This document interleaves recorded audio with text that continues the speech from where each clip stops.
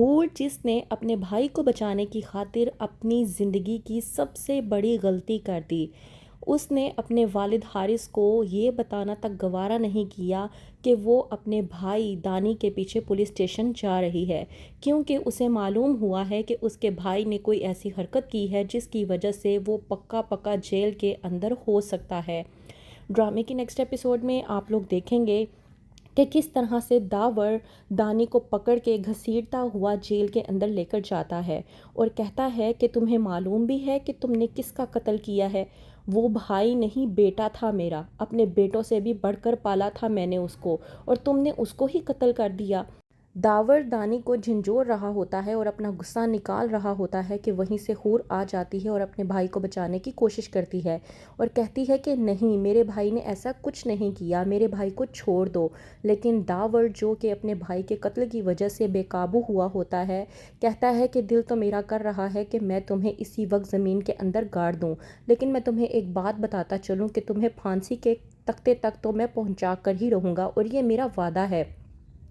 داور inspector کو اشارہ کرتا ہے کہ دانی کو جیل کے اندر لے جایا جائے۔ وہیں پر دانی اپنی بہن حور کے آگے گڑ گڑا رہا ہوتا ہے اور کہتا ہے کہ حور مجھے بچا لو، یہ لوگ مجھے لے کر جا رہے ہیں۔ حور جو کہ دانی کے پیچھے بھاگتی ہوئی جاتی ہے اور اپنے بھائی کو بچانے کی خاطر داور کے آگے بھی گڑ گڑانے کے لیے تیار ہو جاتی ہے۔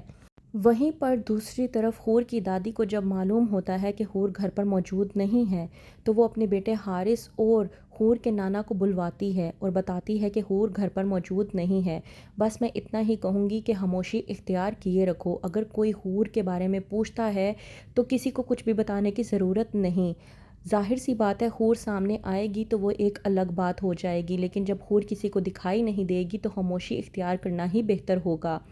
وہیں پر دوسری طرف حور جو کہ داور کی منتیں کرتے ہوئے داور کے پیچھے بھاگتی ہے اور اسے یہ کہنے کی کوشش کرتی ہے کہ میرے بھائی نے کچھ نہیں کیا، یہ کچھ بھی کر سکتا ہے لیکن قتل جیسا گھٹیا الزام میرے بھائی پر نہ لگایا جائے، کیونکہ میرا بھائی قتل نہیں کر سکتا۔ اس بات پر داور اور بھی بھڑکتا ہے اور کہتا ہے کہ تم جانتی بھی ہو اس نے کس کو قتل کیا ہے، اس نے کسی اور کو نہیں بلکہ میرے جگر کے ٹکڑے میرے بھائی میرے بیٹے کو قتل کیا ہے، اور اس کے لیے تو میں اسے پھانسی کی سزا دلوا کر ہی رہوں گا۔ حور جو کہ داور کے آگے معافی مانگتی ہے، گر گراتی ہے اور کہتی ہے کہ میں آپ سے معافی مانگتی ہوں، آپ میرے بھائی کو بخش دیں، وہ ایسا نہیں کر سکتا، آپ اس کی سزا معاف کروا دیں۔ وہیں پر داور جو کہ حور کے آگے شرط رکھ دیتا ہے اور کہتا ہے کہ تمہیں میرے ساتھ چلنا ہوگا، اگر تم اپنے بھائی کو چھڑوانا چاہتی ہو تو اس کی سزا تمہیں بھگتنی ہوگی، تمہیں میرے ساتھ نکاح کرنا ہوگا۔